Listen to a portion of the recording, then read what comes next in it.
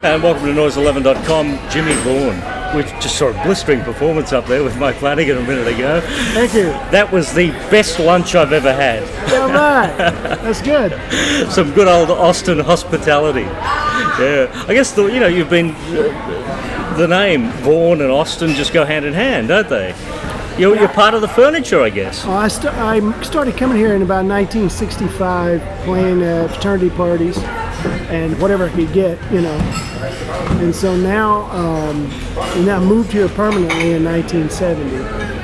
And so, I love it here. Yeah.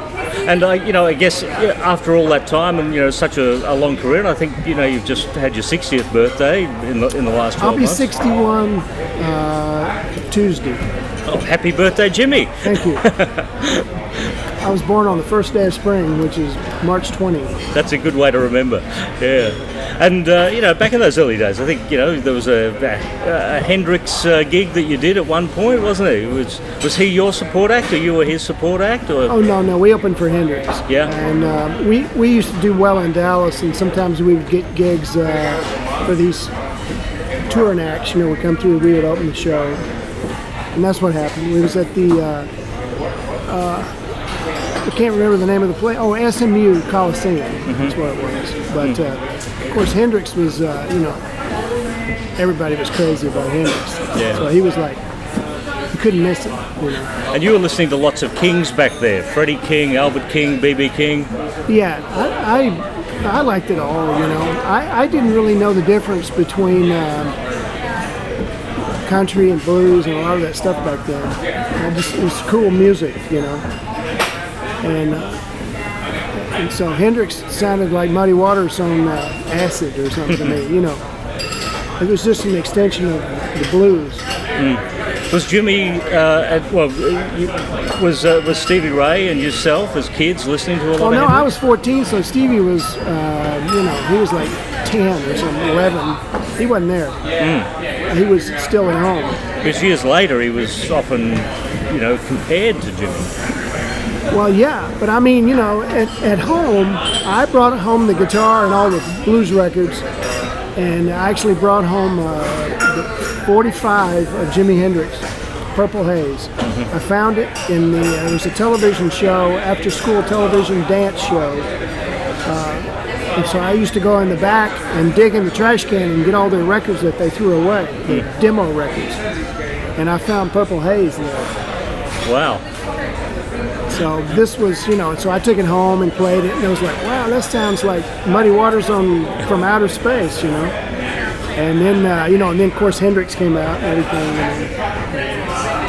Yeah. But I loved it all, I had a lot of blues records, and Muddy Waters, and Freddie King, and Lightning Hopkins, and then all the English guys too, So I loved it all. Yeah. And my uncles played country and western, so I was around it there, and it was a lot of the same licks. Yeah. The country bands did Jimmy Reed songs, and blues bands did Jimmy Reed songs.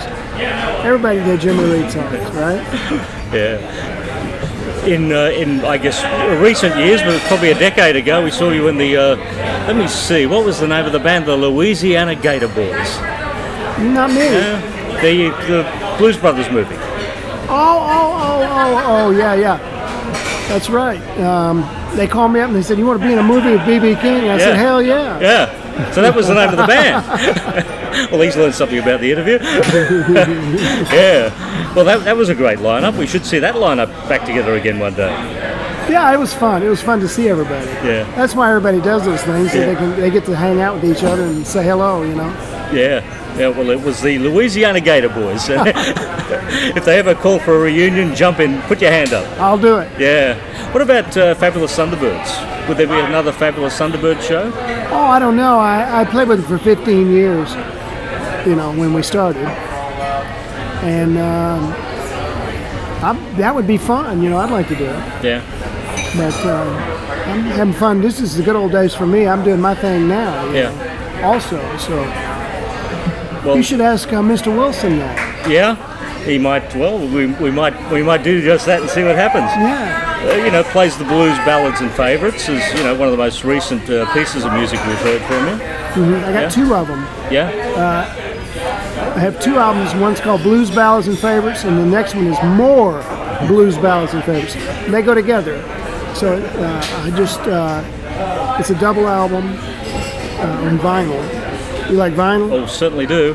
They're on vinyl from Proper out of England. Yeah. So that's what we're on. We're on Proper in Europe. So, but there's two of them. If you don't have them, you got to have both. Yeah, and on vinyl. Yes. Yeah. And not only are you an avid music collector, you're an avid car collector as well, aren't you? I like cars. Yeah. How many cars do you own now? Oh, well, I don't know. The ones that sometimes they'll take 5 or 6, 10 years to restore. And so I've kept all those. I probably got 7 or 8. After over 35 years of trying to do it. Yeah. Well, Billy Gibbons is a big car collector too, who we saw here today, jumping up on stage with you. That's right. I started playing guitar so I could get some money to buy a car. So, it paid off. It goes hand in hand. Yeah. How far back do you and Billy go?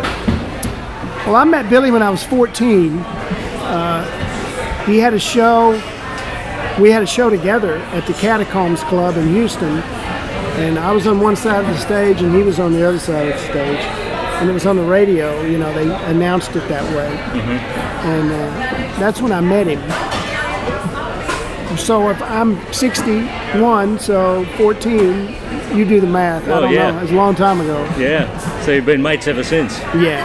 Yeah. He's great. I love Billy, and I've been friends with him ever since we met. And we share cars, and we like Jimmy Reed records, and all kinds of stuff. Yeah. Is it a real music community here in Austin? Well, it's you got Antone's Records, and you got Antone's Club, and you got a few clubs like that, and then you got all the the Continental Club and Susan Antone. They support stuff, and I don't know about a community. I mean, the cops give you a ticket while you're parking your car, loading your amp. So.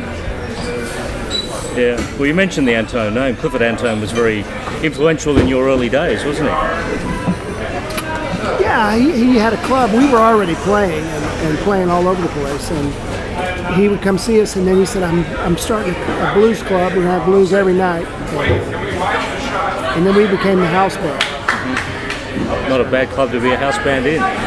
Yeah, it was a lot of fun. We got to see it. He brought a lot of people from Chicago and Mississippi and California and everywhere. It was fun.